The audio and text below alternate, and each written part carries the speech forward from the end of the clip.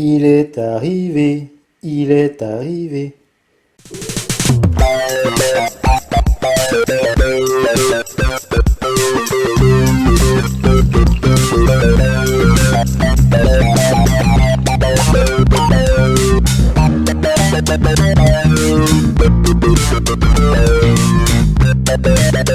Salut les tourteaux. Le voilà, vous l'avez reconnu, c'est l'iPhone 7. On va faire un test, comme promis dans ma dernière vidéo. Ce coup-ci, ce téléphone a été prêté une fois de plus par le fils de mon collègue, mais cette fois-ci, c'est l'aîné. Je le remercie chaleureusement. Et on va pas tergiverser, on va passer au déballage tout de suite.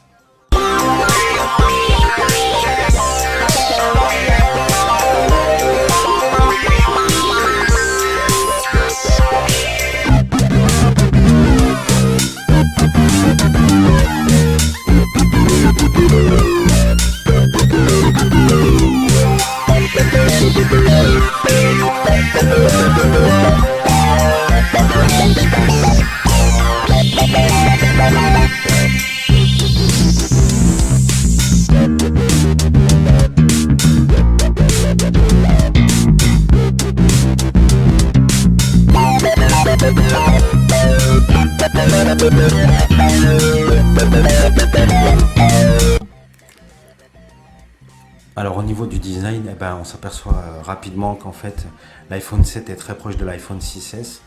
C'est rigoureusement les mêmes dimensions avec un écran de 4 pouces 7.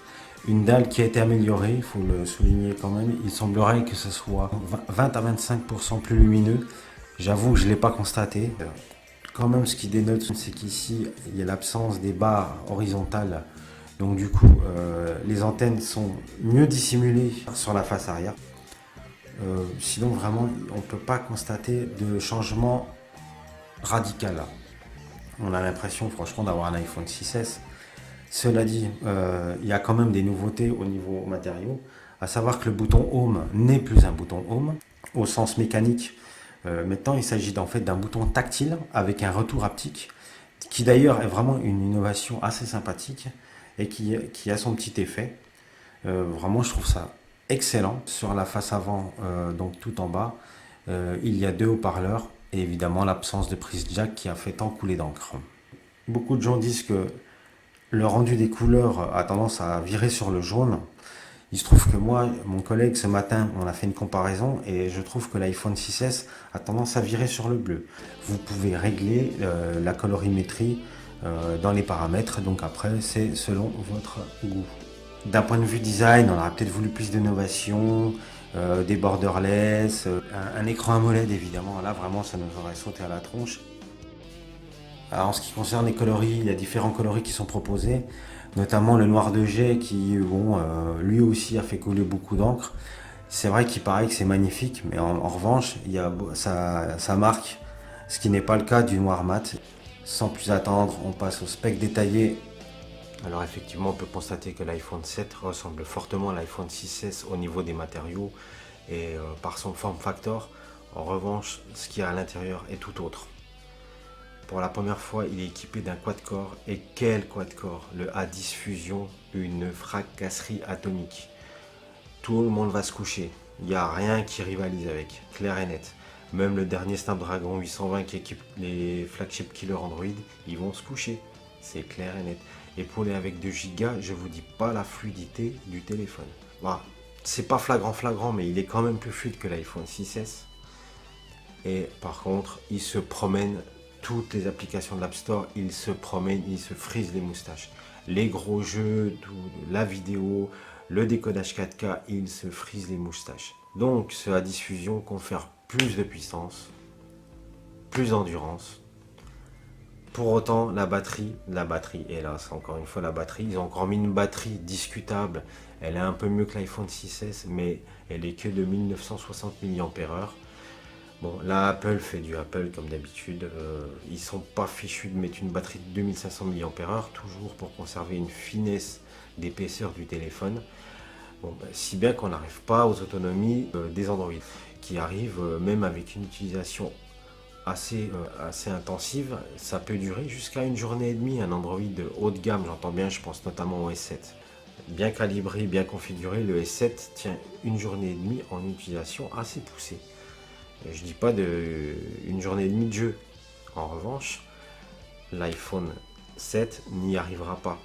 En utilisation poussée, il tiendra une journée. À titre de comparaison, d'après donc les tests de professionnels, donc je pense notamment celui de 01net, qui disent que l'utilisation polyvalente, donc l'utilisation polyvalente, c'est une utilisation poussée, mélangée de vidéos, de jeux, de surf, et j'en passe, et quelques appels, etc.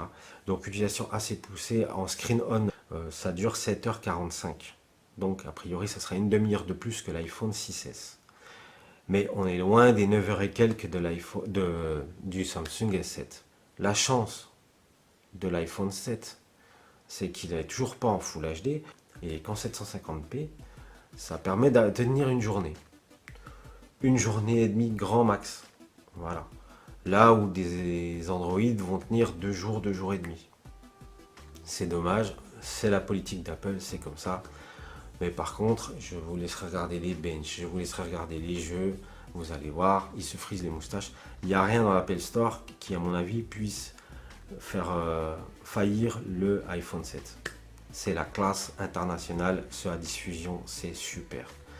Les 2 Go, on aurait pu peut-être préférer 3 Go, mais le iOS 10 est tellement bien ficelé qu'à mon avis, 3 Go, c'est peut-être pas nécessaire. Le problème, ça peut augurer d'une obsolescence programmée en vue d'un iOS 11, un iOS 12.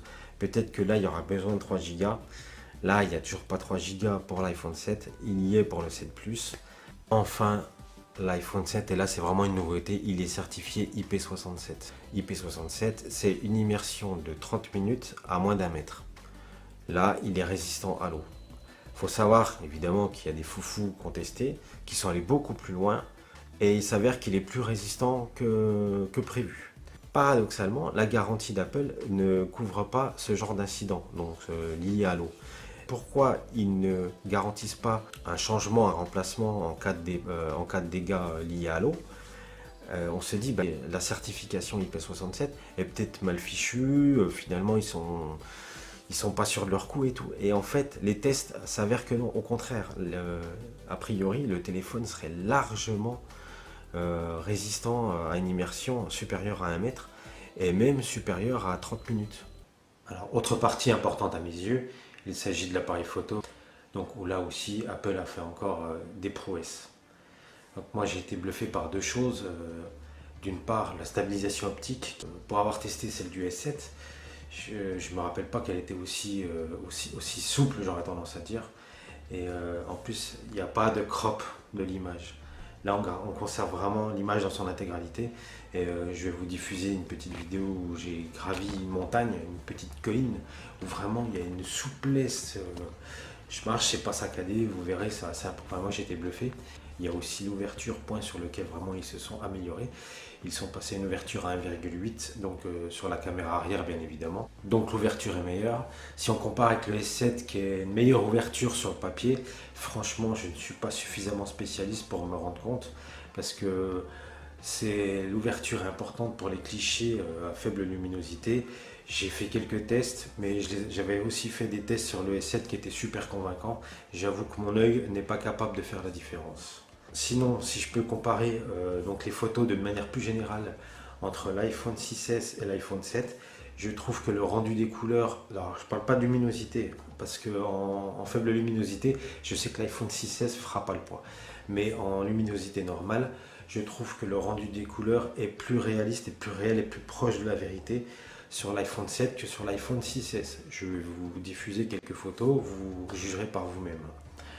Bon, sinon, j'aurais toujours tendance à dire que là, cette année, on a franchi un cap avec les appareils photo, que ce soit celui du S7 ou celui de l'iPhone 7. Vraiment, là, on arrive à des sommets. Donc, concernant la mise au point, on est aussi proche du S7. Ah, pareil, l'amateur que je suis ne verra pas tellement la différence. La guerre du S7 contre le iPhone 7, je ne sais pas qui gagnera. Je donnerai quand même un point à l'iPhone 7 parce qu'il me semble que vraiment la stabilisation était fulgurante. Je l'ai vu en enregistrement vidéo, vraiment ça m'a bluffé quoi.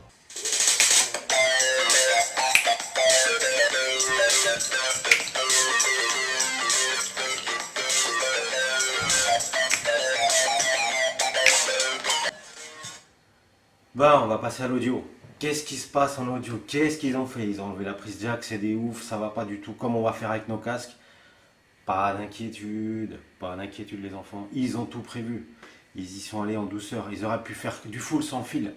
Ils ont quand même pensé à tous ceux qui ont des jolis casques là en prise mini jack pour pas qu'il y ait des laissés pour compte.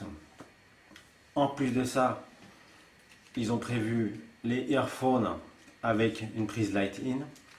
Voilà, donc comme c'est du intra-auriculaire, je ne les ai pas encore testés. Voilà, je vais les rendre à son propriétaire dans l'état intact. Pour les casques en mini jack, ils ont pensé à tout bien évidemment. Ils ont fait la prouesse technique de mettre un mini DAC dans l'adaptateur Lightning mini jack. Voilà, il y a un mini DAC là-dedans. Donc le DAC, c'est un convertisseur numérique analogique qui est indispensable de toute façon pour qu'on puisse entendre quelque chose. Au niveau des perfs, vous l'avez entendu à l'instant, parce que la nouveauté évidemment, c'est les haut-parleurs stéréo. Avec mon collègue, on a comparé 3 téléphones. On a comparé qu'un 6S, un Sony Z5. Et il s'avère que c'est lui le meilleur avec le son en haut-parleur stéréo. Après, entre le Z5 et lui, c'est vraiment léger, mais on entendait quand même mieux certaines choses. Notamment les musiques de fond étaient plus audibles. Tout ça, évidemment, c'est volume à fond. Est-ce que ça a vraiment un intérêt? Je vous laisse seul juge. Donc, autre point concernant l'audio, c'est la qualité avec le casque. Donc, bien sûr, comme je vous ai dit, ils ont pensé à tout. Il y a, pour tous ceux qui ont un casque à prise mini jack, il y a l'adaptateur et le DAC qui fait son boulot derrière. J'aurais tendance à dire qu'il le fait bien. Après, je ne suis pas un spécialiste, je ne suis pas un musicien, je n'écoute pas des FLAC en 24 bits, je ne fais pas d'audio HD. Je trouve que c'est convaincant. Je maintiens quand même que c'est moins puissant, par exemple, que ma tablette iPad 2. Mini, je précise. Les spécialistes le confirment d'ailleurs, c'est moins puissant qu'un iPhone 6S. Et donc, de toute façon, pour ceux qui n'ont pas de casque du tout, eh ben, il y a des écouteurs intra-auriculaires, donc avec une prise Lightning, et qui font très bien leur boulot, d'après les spécialistes, puisque comme je vous ai dit, j'ai pas pu tester. Autre point, il y a pléthore de casques qui sont déjà avec un port Lightning, qui ne sont pas forcément de la marque Apple. Certes, le prix est assez cher, mais ils font bien le job. Et justement, c'est peut-être pour les puristes, je peux recommander ce type de casque. Je pense que là, Apple, concernant l'audio, ils sont à la croisée des chemins. On n'a pas encore une qualité en audio HD, ce qui est le cas de certains téléphones à l'heure actuelle. Mais je pense que là, l'année prochaine, on y passe. Et peut-être avec carrément une révolution, c'est-à-dire du full sans fil, peut-être. Et du Bluetooth 5.0, on verra bien.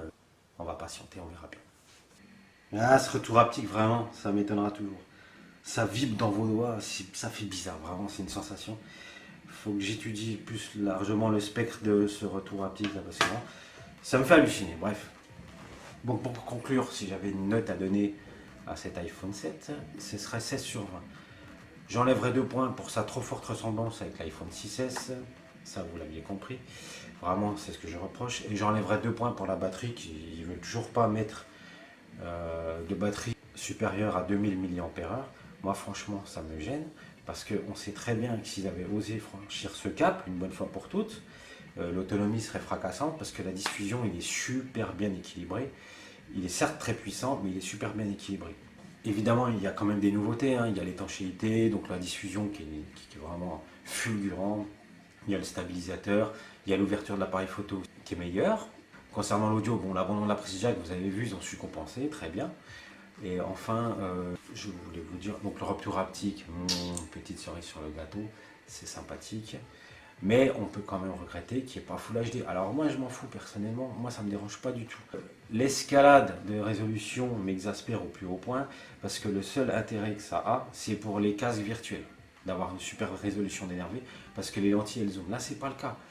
Donc je comprends pas. Et je trouve que justement Apple sont les plus raisonnables là-dessus. Mais ça, c'est mon opinion personnelle. Et c'est pas l'opinion du grand public, loin de là. Donc je sais qu'il y en a plein qui vont gueuler, ils vont dire pourquoi ils ne sont toujours pas au Full HD.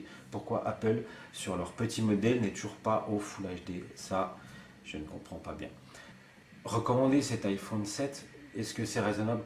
Bah oui, à la limite, si vous n'avez pas l'iPhone 6S, ça vaut le coup. Par contre, si vous avez l'iPhone 6S, moi j'en connais qui vont craquer, je ne citerai pas de nom.